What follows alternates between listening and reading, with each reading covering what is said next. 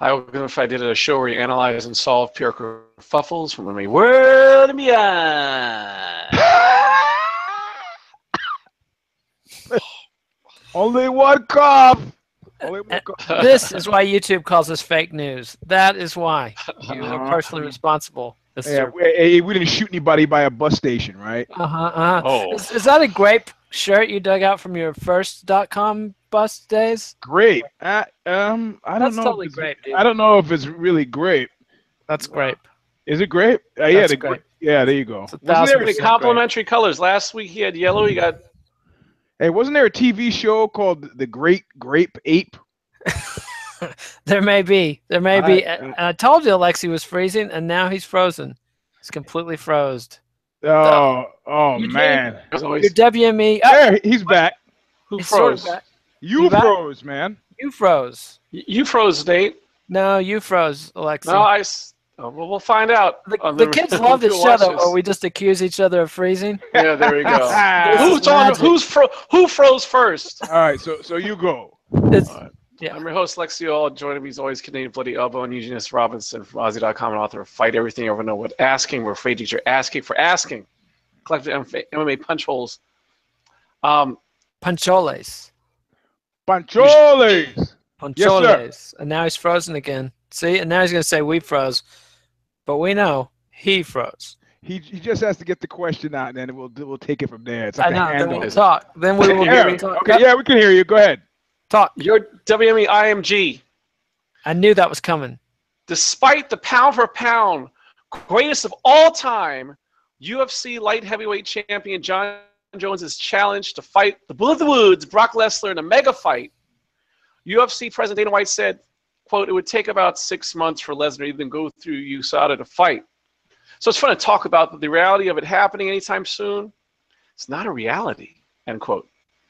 Do you wait until you can make it so, or do you have alternate plans for those jonesing for bonesing? Oh, no. I don't know if you recall the wonderful flick of yesteryear called RoboCop, where the famous line in the Peter Weller directed film where he goes, don't worry, they'll fix it. They fix everything. I mean, realistically, and he carried some water for the company. Not a company guy, but willing to carry water for the company guy. But they said, well, what about Stipe if you want to go? He goes, there's no super fight.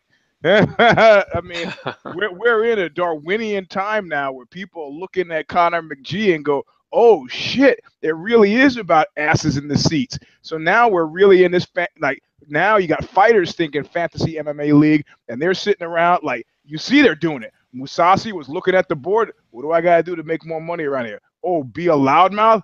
Then he started talking smack. He started doing videos talking smack. He was talking smack, and still the numbers on the paycheck did not increase. He's like, okay, fuck this. I gotta go. So this is the same thing. Johnny Boney Joni. I don't imagine he spent much time thinking about it at all. It's like, well, he's been toying with, he's been toying with going to heavyweight anyway. The idea was him against Kane or something like that, but. Realistically speaking, the money fight is Brock Lesnar. And if I'm him, I pull a Nick Diaz and I say, you know what? You put some time and some promo, some fighter development shit behind me, a little bit of money behind me to gin this thing up so that as soon as he's ready, we can book it. He can be training for it, even though he's not cleared to fight it, right? I could be wrong about that. Yeah. So that's the most sensible next fight. I mean, the problem is, JBJ, Johnny Boney Joy, did best when he had a busy schedule because idle hands are the devil's playground. So it seems best to keep that guy not idle. But who the fuck are you going to put him up against that makes sense? And he's not going for 500,000 again, guaranteed. So, you got to spend that limited bit amount of money you have wisely, and best to spend a little bit of a lot than a lot of a little, I think. That makes sense. It does. I thought you were going to say the famous line is, I'd buy that for $1. If I was a professional like you, I would have done so. Well, instead, I'm a guy sitting on a cat piss fucking soaked couch. When we have a Roma vision, all the fans are going to love that. So don't throw that couch away. What about you, Nate? Anthony Rumble Johnson. That's what we do. He's already making noise about coming out of retirement. I didn't hear that. Yeah, he did. Well, you're not. I saw Day. the whole press conference, and I saw him shoot that shit down quick, fast. No, he's already saying that he'll come back if it's for Jones. That must be new. Was that today? I was yesterday. Wow. Anthony Rumble Johnson would end retirement to fight John Jones for a price. It was yesterday. Mm-hmm. It's still not as big of a fight as Brock Lesnar. So. No, obviously not. But it's also easier than say Stipe Miocic. It's a tough fight. Stipe Miocic has no upside and lots of downside. Yeah. I mean, and Jones is not a heavyweight. We gotta keep that in mind. This is a flirtation with keeping busy and putting some money in his pocket after 2 dry years. So indeed, and as skilled as he is, and as high as his fight IQ is, which I think he's a genius fight IQ. I think this guy has the highest fight IQ we've seen since Fedor in his heyday. But a lot of his mojo is being 6 inches taller than the guys he's fighting. I mean, and he's not going to have that big height advantage over most heavyweights. So, he doesn't. What heavyweights are 6'5", 6'4"? Lesnar's 6'3.5". I mean, that cuts out. Still looking and up. Lesnar's reach is longer than Jones's. Is it? Lesnar has a freakish reach, like 84.5, something like that. Yeah, and so that cut. I mean, Lesnar being unable to trade punches kind of cuts into that. When they measure reach, do they do it from fingertip to fingertip? I believe so. Right. For the eye pokes. Yes. Yes, but no, Rumble Johnson. I can poke you, but you can't poke me. Rumble Johnson is your short-term answer. It's not a trick question. It's an easy one. Man. So make it look easy. It's the backstretch. Yeah. If I am WME, I don't book that fight at all. I take a sometimes guy.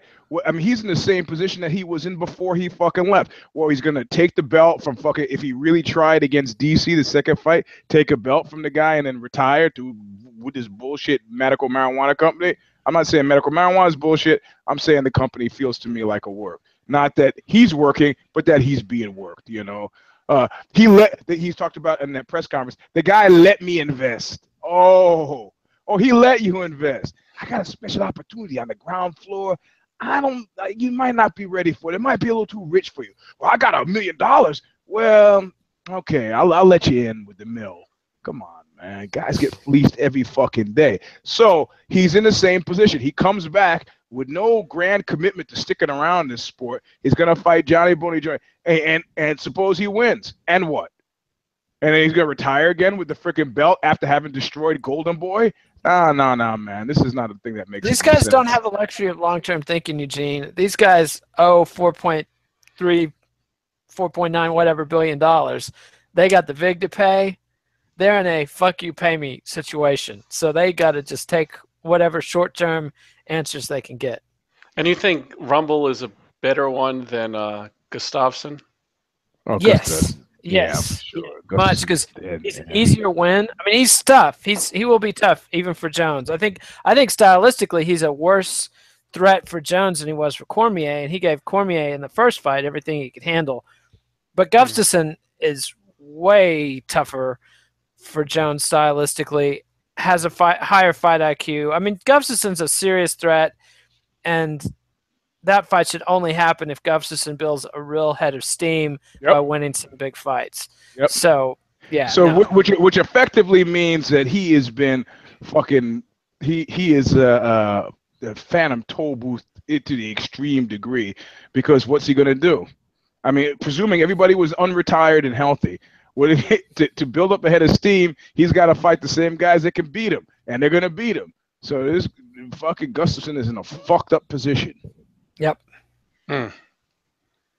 Well, and he's frozen again. Now I'm gonna have to make a joke about Gustafsson mugging aged tourists now, because.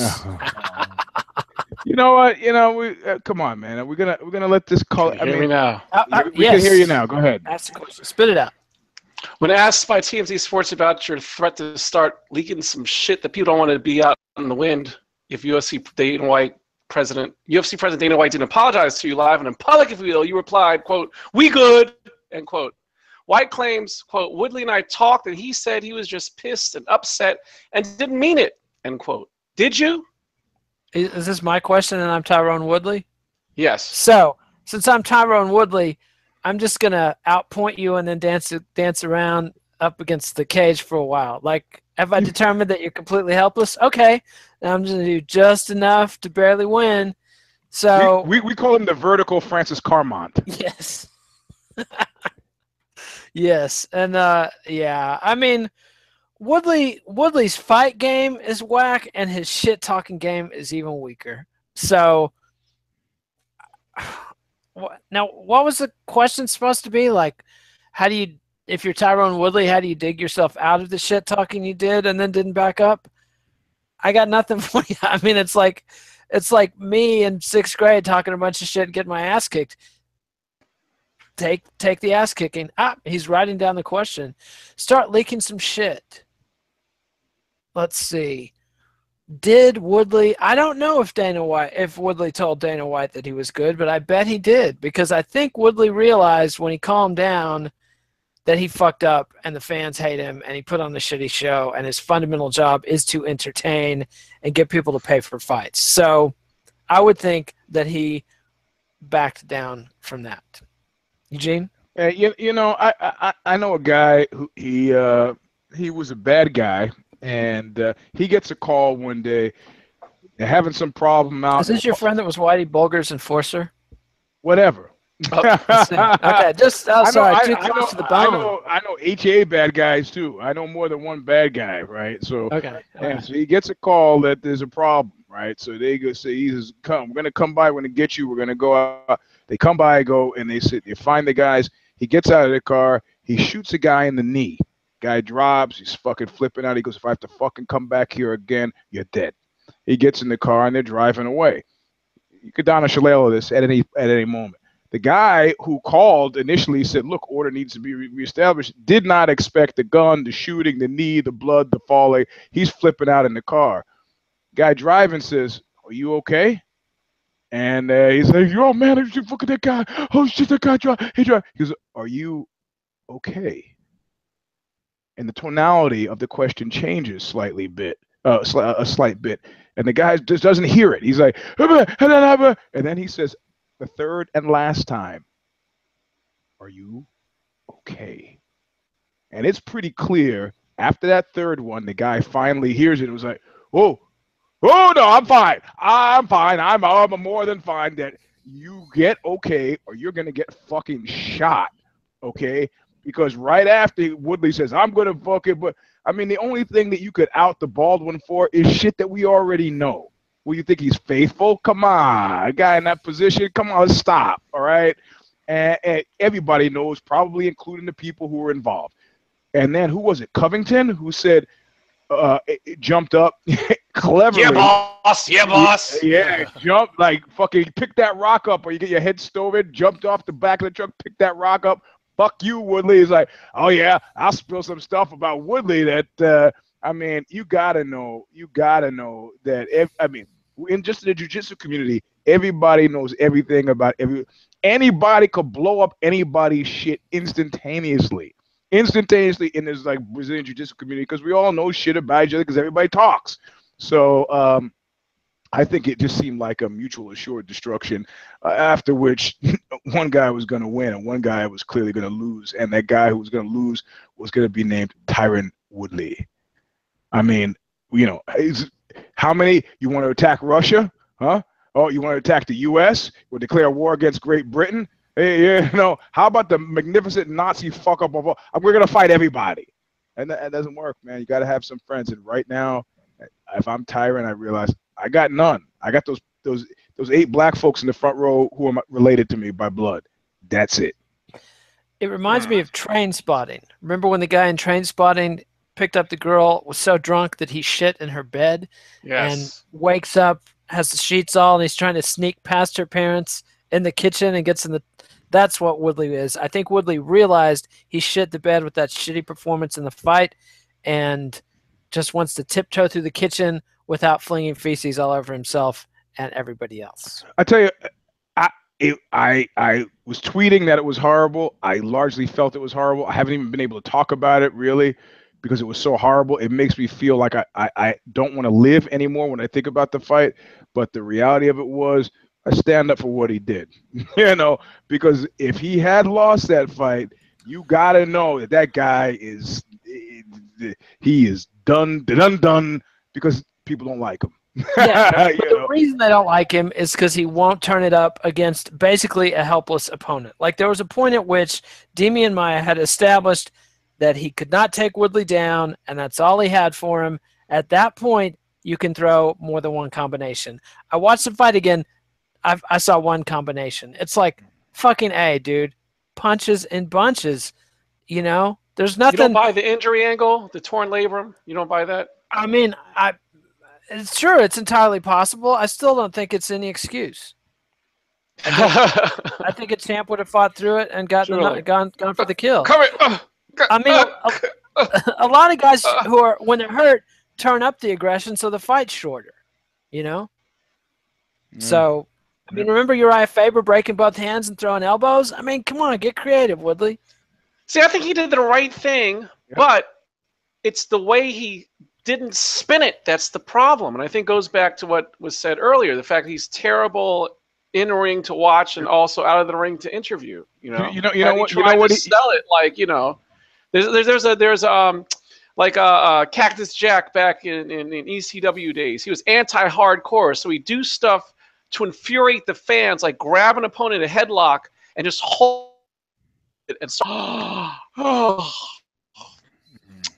and people would just boo the fuck out of him. And after the fight, he'd say, "Look, I'm not damaging my brain cells for you people. Fuck you."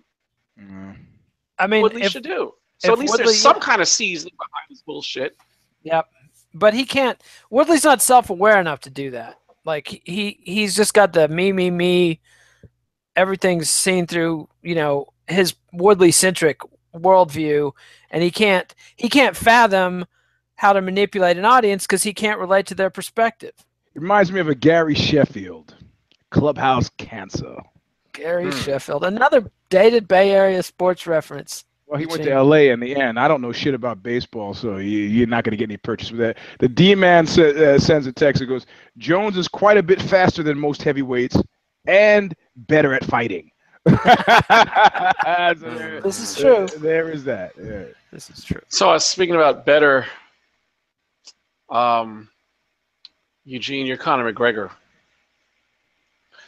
You're trolling Floyd Mayweather's domestic battery case resulted in a response from its victim, Josie Harris, via her attorney on TMZ Sports. Quote, on behalf of Josie Harris, her and Mayweather's 3 children, and all victims of domestic violence, we ask that Conor McGregor refrain from capitalizing off of the trauma suffered by her and other victims of domestic abuse, end quote. Is the best PR move not to make a PR move? Fuck yeah. Fuck yeah. I had a guy who rented a unit from me here, and he got into an argument with my wife, and he was like, well, who you? I didn't make a deal with you. I made a deal with Eugene, and then his wife came and talked to me, and I was like, you know what would happen if you came to me in public in the middle of a supermarket and said, Eugene, you asshole, you piece of shit, you blah, blah, blah, blah, blah, blah. So you know what would happen? And she goes, what? I go, nothing. I wouldn't say anything. I take it on the fucking chin. That's the way it works. That you don't fucking argue with a dude's wife. You don't argue with my wife. Bro, you gotta go. You gotta go. You don't fucking argue with my wife. What are you asking me to make a choice? Unless you're gonna sprout some titties, that's not a fucking choice. That's not I'm making. So you gotta go. At this point, Conor McGregor gets called in the carpet. I'm Conor McGregor. I know the better part of valor is like, what, my fight's not with her. It's another. If you're asking, is it a bridge too far for me to apologize? I'm not in the apology business either.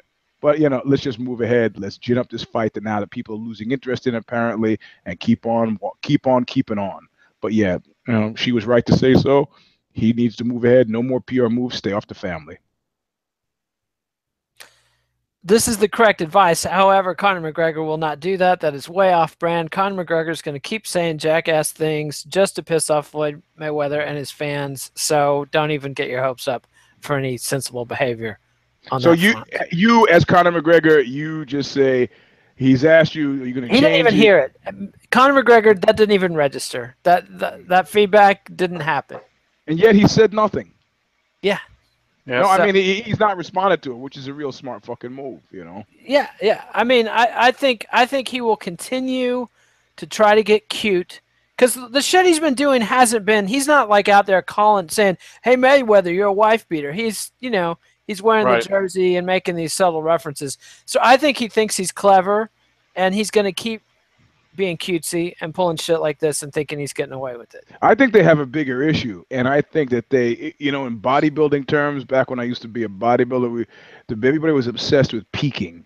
You don't want to look your bet. You want to look at your apex the day they call your name to the fucking stage, right? And I think that 4 press conference thing was everybody's got TV, everybody's got YouTube, you know. And they weren't charging for tickets to get asses in the seat. They were trying to show some sort of might. They should have gone to New York and London and called it a fucking day. You know, four of those things. I mean, Conor had his best performance at number 2. McGregor was pretty consistently McGregor. I mean, Mayweather. Mayweather was consistently Mayweather. So that zeroed out. So by the time they got to 3 and 4, McGregor was already cruising downhill, you know, bitch, this, bitch, you make you my bitch, you're my whole. It was done, man. People were, I mean, they're actually now, you know, I think, in a worse position than if they had just done 2. No, it was Mayweather that was doing that. They were all doing stuff that was subpar, man. That was subpar. Yeah, I think you're wrong at Mayweather. I think Mayweather notably got worse. I don't think he maintained. I think in the last one, Mayweather was notably worse. But yeah, less is more. And also lower ticket prices would be a big fucking help for them. Yep. So speaking about help, Nate, you're Dana White. UFC featherweight champion Chris Cyborg's training partner and significant other told Bleacher Report, quote, "It's no secret Ronda Rousey and Dana have a relationship. If you don't know, listen for the whispers. People don't just get given a brand new Range Rover from their boss. That doesn't happen in real life," end quote.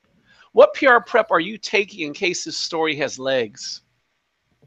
Who is he supposed to be again? Dana White. Dana White. Dana White. Like, the Ronda Rousey era is over. If people want to throw brickbats and make allegations about that, fine. Let them. Don't dignify the response. That's what I said. Brickbats. But you said backs. No, I said. I'm just keeping you honest. Keep me honest. This is that kind of hair splitting I get from my 9-year-old. Come on. I thought you were going to say your wife. No, she's a fucking, attorney. I get serious hair splitting from her. You tap out right away to her. Yeah, I don't quibble when she's going after me. But this is beneath you, Eugene. That was beneath you. Well, hold on. Who said this? Cyborg's training partner. What's the training partner's name? Nobody knows. Don't ask these questions nobody knows the answer to. All right. Making us all look bad. I got nothing. I'm sorry. I stepped all over your answer. Go ahead. I mean, that was my answer. You don't dignify this with a response. The Rousey era is over. You move forward. That's. Well, yeah, Dana is a married man. What about right? He is a married man, and I'm guessing that as a married man, if people say shit, you can't respond to that shit because that shit's gonna end up being a long, shitty talk at home. So you just have to assume prima facie it's craziness, and I'm not gonna deign to justify. I'm not gonna give it a response. If I respond to everything crazy that people say, I'll be spend all day talking to crazy people. I don't know what they're talking about. However, hey, thus you're talking to. And I personally find the idea really fucking nauseating. But whatever. Well, but it's probably true. I mean, that's. I don't know. I don't want to think about it, man. You know what? But I generally feel that way. I generally feel that way about workplace romances, man. They generally turn my stomach. Unless of course I'm the one having sex with the boss, and then that's a different story. Again, my advice to you is don't shit where you eat. Well, You don't want to live in one of those Hong Kong cubicle apartments where they. Well, the thing is, when you have sex with the boss, it's like nothing but upside, right? I mean, anything bad that happens to you, you go face shit. Yo, this is retaliatory. Man. Yeah, just kind of like a 16-year-old girl having an affair with a grown man. Got it. I didn't even say that, but it's a similar. Hey, I was dating this woman once who asked me to murder her husband, right? Now this is and you married her, right? This is like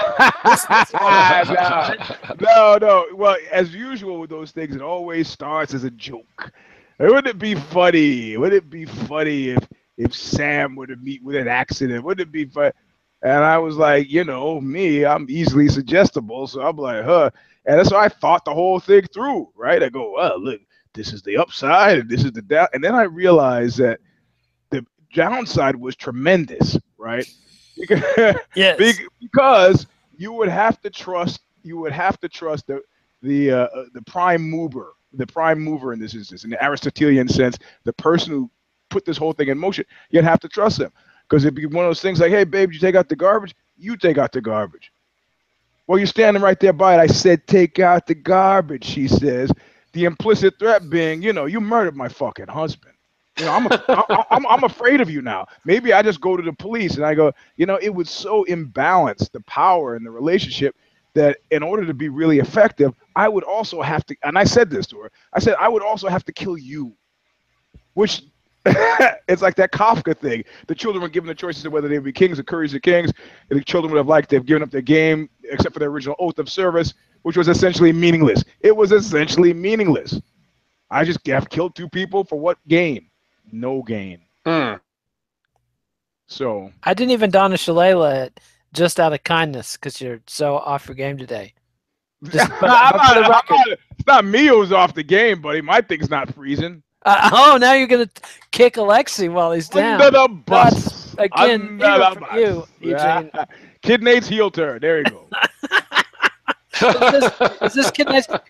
I gotta go. There was a number of heel turns I was considering. Stuttering, muttering prick you. You don't even know what you're gonna do. It's a stream. That's what it is. It's a stream. No, but I gotta go. This is a shocker. Alexi Old is the heel turn of the week because he didn't put the Rogan interview in DC while he was concussed. What the fuck? I mean, I should read the notes you send me. This is next week. I'm reading the show notes before the show. He already apologized. So that doesn't. I forgave him on Knuckle Up. Yeah. I still think that's the top PR story of the week, and we got to handle it. This is the Fluffle show. I mean, you could have put it as a teachable moment. Teachable moment. Come on. In what way? No. Whoa, hold on. Look, I'm going to go. It's a problem. It's fixed. No one's thinking about it. No. People are still thinking about it. No, I'm going to go in advance of the premise. I'm going to stand in front. It's a problem. Says who? All of a sudden, we're all polite. We can't talk to a guy whose bell's been wrong. Rogan himself led the charge on this. I wasn't going to put it in the PR thing also because when I pay my hard-earned money for a pay-per-view, you interview people regardless. I don't care if you're crying. I don't care if you're upset. It's about the drama. And what better drama than a guy who's crying in the middle of the ring? Alexi wants to see the 7 on your side guy. Yeah, I want to see all foot in the door of the victim's family. No. How do you feel about being on Amber Alert? What kerfuffle? Give me my money's worth. No. The only reason Joe backed off this ship in the first place is because he's a fucking stakeholder, and it's bad business. It's bad. You ever notice how when somebody's twitching, they got been knocked out? You don't see any more John Matuas with his arms raised. That camera cuts. And that's away. A goddamn shame. But now they put on the extra cam 3-minute version a day later, though. Y'all saw the above the ring. Yeah. But that my audio was spotty on that one, so it was in and out, and I couldn't. I said, look, I understand it's bad for business. It's a bad look. They don't want to do it. But in terms of what he should do or he should do as a journalist, I'm saying I got that mic. I mean, let's forget first. I mean, okay, Joe's not a journalist, right? I mean, he's not. Hey. He's not. Come on, he's done more to set back the cause of vaccinating children than almost anybody I can name. Hey, man, he's not there representing the fourth estate. You know, he's there but working what about his work for the flat Earth believers? I mean, this guy's bringing the important stories, putting them in front of gullible morons, and so let me say, even though I question whether it's a question and premise entirely, say it's not a problem. The reality of it is, if he had gone in and done what I have suggested, and several times now, he's worked a lot of fights when guys have been fucked up, and hey, look, are you okay? Should we do? Are you talk? And he would have been fired. That's why he is where he is, and I'm on a cat piss stained couch. And you're horking my segment. How did this happen? How did this happen? You see, this is what I get for turning my heel turn powers against my colleagues. Well, you start stuttering and muttering at the beginning, and I had to get in there. Look what you do to me. Sounds like a perfect segue to the Lost Battalion. I've got a new catchphrase. Look what you made me do. Oh, I think I've heard that somewhere before. It might sound a little familiar, but I think this. I laid it down, man. That's also on my profile on Facebook. So. Oh, I see. But okay, Lost Battalion. Well, we're gonna go big on this one. Uh-oh. Because I was forgetting a lot of stuff, and then suddenly sitting there watching the fight, I was like, "Oh shit! Look who's in Tyron Woodley's corner. That looks like Funky Ben Askren." Yes. I thought he was dead. That dude Lost Battalion. I like, tilt that Don Quixote it right against the Baldwin. Fuck you, fuck you. It's like you're starting out a pre-relationship with the fuck yous. Not hiring that guy. I'm not hiring that guy for what? For what? Francis Carmont 2? The sequel? No, buddy. So I think he's pretty safely, and lost that because 1, he has a desire. 2, he has an outsized belief in self. And 3, he's going nowhere. Man. Any dispute? Any dispute? I don't, I mean, you do know Jake Shields also fought in Saturday night. Fought and won. Anybody covered? No. No one cared. They covered that, right? So, okay. So it can happen, will happen, does happen. And who else? So, okay. I have to say, if you read my tweet storm on Saturday night, when I saw Cyborg come out with the man with the head as large as a garbage can, Tito, I said right away, I tweeted, having Tito in your corner is like having ass cancer in your corner. It's not gonna help, and it could hurt. So I say he is pretty Lost Battalion. You say, well, Eugene, he's not a fighter. How could it be Lost Battalion? Whatever he was doing there, he was doing it as ineffectively. Actually, ass cancer would have been better to have in your fucking corner. Because what he told her? He told her, don't take this woman out right away. Look at it like an exhibition match. You're there to show people. You're there to build an audience. You're there to show people. Waiting 3 rounds to take out a woman you could have taken in the first round.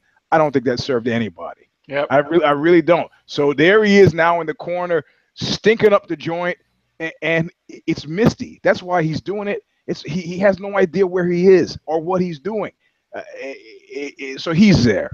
In terms of losses, I don't give a shit. I got into an argument with somebody on Sunday about DC. Now, I don't think DC is Lost Battalion because I think he knows exactly where he is, but where he is at a fairly crucial end. If you say, oh no, there's still good fights for him.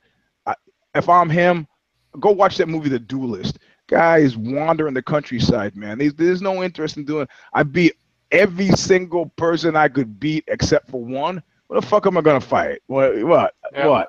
No, man. So he's effectively, done. Smart man would say done. It's a perversion watching him fight again. I don't know why he would do it. Unless maybe there's a possibility of like, fuck it, I'm tired of this dieting. It's been terrible. I'm going to go to heavyweight. But still, the lurking, But with Jones going up to heavyweight, that kills that. Exactly. And there's the Moby Dick thing of like, this is, That's the fight. That's the bugaboo. That's a thing I got to get out of my head, and it's a stain that will now damn spot will not be washed out. So I would rather see DC versus Stipe than Jones versus Stipe. I think DC could beat Stipe easier than Jones could. Yeah, but you know what? Is that going to get his mojo back? I don't think so. I don't think so. Heavyweight champion of the world has a nice ring to it. Yeah, well, that presumes Kane is gone for good. Kane's gone for good. I mean, yeah. And DC knows better than anybody. Kane can't lift his arm over his head, like, you know. Yeah. Well, look, whatever, man. So he's in a special place, not Lost Battalion. So that is pretty much my roundup. You know, at this point now, I've got the Lost Battalion alarm going off like crazy because I'm at this point more attuned to the misty, wood-piley things that people are saying. Aljamain Sterling being one of my favorites. He's just saying shit that shows me that he has no clear idea of where he is in space or time. But he just beat Hanan Barao, one of the all-time great bantamweights. In a technical finesse chess match, he's going to have the fight nerds just going on. That's what he's saying. He's making the sign around the midsection that he's, man, easy. And Volkan is another one. No time. I don't think I deserve a shot. He's making the sign. It's like, bro, you beat Jimmy Manuwa. I mean, whatever. You can't harsh on Volkan for doing. I mean, he did the best. No, like I said, I won't give a guy a hard time for stuff he says on the day of the fight. But Aljamain Sterling is popping off after the fight. It's like, bro. Yeah, Sterling's been LB for a long time, man. Except it was nice to see Sarah and Longo's faces on the top of the octagon, not looking like they were going to a funeral, which is how they looked when the Grand Meister extraordinaire Chris Weidman went into the cage a few weeks ago. I felt like Sarah when Weidman beat Gastelum, that I caught a glimpse of Sarah up there that looked like he had lost money he bet on Gastelum or something. I mean, yeah, I noticed that too. It's like, it's great job, Chris. It's great we won, Maddie, right? Yeah, it's great we won. You motherfucker, dude, son of a bitch. Yeah, I mean, Maddie looks like he was swallowing the Chris, it's time to retire speech he had ready for him in the locker room after the loss. What's that paper sticking out of your pocket? Oh, some grocery stuff I got to get to the store. Don't worry about it. Well, on that note, thanks for joining us. If I'm unfrozen. You're unfrozen. Talk, baby. All right. Follow us on Twitter, Eugene S. Robinson, Alexi Old, Kid Nate, Facebook at MMA Punch Holes. Please give us a thumbs up, Eugene. Punch Hole! It's 3D, baby. Look at it. Oh. What is going on above your head? It looks like you're on widescreen TV. But it's because my light is actually occluding the screen. So. I see. Are you inside a fish tank? No, I'm on a cat piss stained couch. We heard. Cat piss fever! Yeah. Popeye framed your cats. Nah, I know the difference between Popeye piss and cat piss, believe me. Yeah, believe me. It's true. Cat piss does have a unique and awful. They use it in perfume, apparently. Subscribe to MMANation.com, YouTube, MMA Nation on iTunes. Visit Bloody Elbow, buy Oxbow's Thin Black Duke. Yep, and if you're in the Midwest, that means specifically Chicago, Milwaukee, Minneapolis. Will be there September 1st, 2nd, and 3rd. As usual, the offer I make on Knuckle Up is an offer I'll make on every show. If you're in any of those towns and you're a fan of this show, text me. On the day of the show, take the quiz, and if you succeed in the quiz and you're not trying to game the system, you get into the show for free. When are you coming to Texas? Soon, actually. We got. Don't give me none of this. Lubbock is close to Austin. No, man. We got a neighbor of yours who texted me yesterday and then called me. He's like, "Yo, you gotta tell Kid Nate that I texted you," and I was like, "What do you?" He's like, "Man, your finger's fucked up." I go, "Yeah." I got something for it. I go, "Well, yeah, I got this splint that comes down to here. When I do jujitsu, it almost cuts my finger off. It's really shitty. So if you got a longer one," and he goes, "Oh boy, I ain't talking about something for your finger. I'm talking about something that'll make you forget about your finger." He says, tell Nate you talk to me. Tell Nate you talk to me because it'll go crazy. So Chris tells me to tell you that I talk to you. He's writing a piece for me now, which is actually pretty great. I see. Well, I don't know if should I tell the police I'm being stalked again? Is this? The best part is like I'm in the office thinking I'm being quiet, and he's like offering me stuff, and I'm like, no, I don't need the Percocet. I need the Vicodin. Opiates are fine. But I don't trust it because of the fentanyl thing. I don't trust it. So Vicodin, codeine, you got it. And then I come out of the office, I realize, everybody in the office heard that. Nope. Hey, who doesn't abuse pain pills these days? Come on, Rush Limbaugh normalized it. It's like totally fine. I was like, people call me all the time. I don't even know. I'm just humoring him. Well, humor us by watching past episodes of the show, by checking out our If I Did It playlist on MMANation.com. Be sure to check out all three of us on Amazon.com. We'll be back next week with another installment, If I Did It, and we don't know what we're going to be talking about yet because of pure mistakes have yet to be made.